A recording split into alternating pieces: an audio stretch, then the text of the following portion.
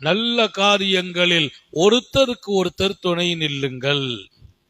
அந்த வேலை நம்ம செய்துட்டே இருக்கணும். எப்பவுமே நலவுகளுக்கு தடையா இருந்துடாதீங்க.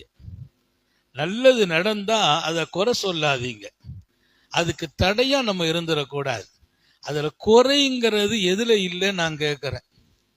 குறையில்லாத மனுஷனும் இல்லை, குறையில்லாத செயலும் இல்லை, எல்லாத்திலையும் குறை இருக்குது.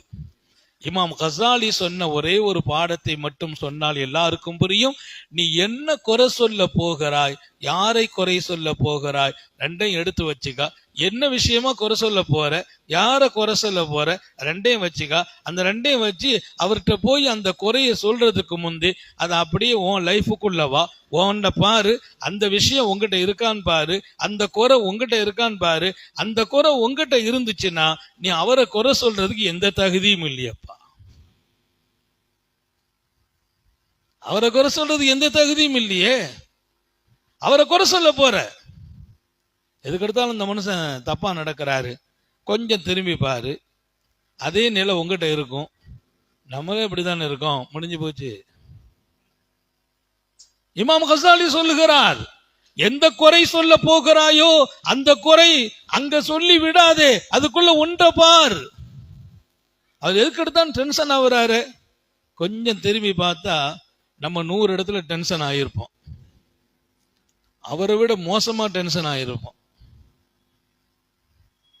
கோபப்படுவதற்கு அனுமதி எங்கே தெரியுமா? கோபப்படுவதற்கு அனுமதி எங்கே தெரியுமா? சத்தியத்தில். உண்மைக்கு புறம்பா நடக்குதா? உண்மையை நான் சொல்றேன், உண்மைக்கு புறம்பா இன்னொருவர் சொல்றார், அங்க நான் கோபப்படலாம், அனுமதி இருக்குது, மார்க்கம் சொல்லும். உண்மை அப்படின்னா கோபப்படலாம், நியாயம் இருக்குது. உண்மைக்கு புறம்பாவே கோபப்படுறவங்க உலகத்துல வாழ்வாங்க. உண்மைக்கு புறம்பாக. இமாம் ஷாஃபி சொல்லுவாங்க, கோபம் மூட்டப்பட்டு கோபப்படலைன்னா அது அர்த்தம் இல்லையப்பாம்பாங்க.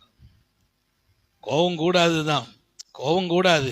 கோபம் மூட்டப்பட்டு நீ கோபப்படலைன்னா அது அர்த்தம் இல்லை. உனக்கு கோபம் ரொம்ப மூட்டிட்டாங்கன்னா அந்த நேரத்தில் கோபம் வரத்தானே செய்யும், அது மனித சுபாவம் தானே. ஆனாலும் வெல்வதும் அடக்குவதும் கோபத்தை விழுங்குவதும் பாக்கியம்.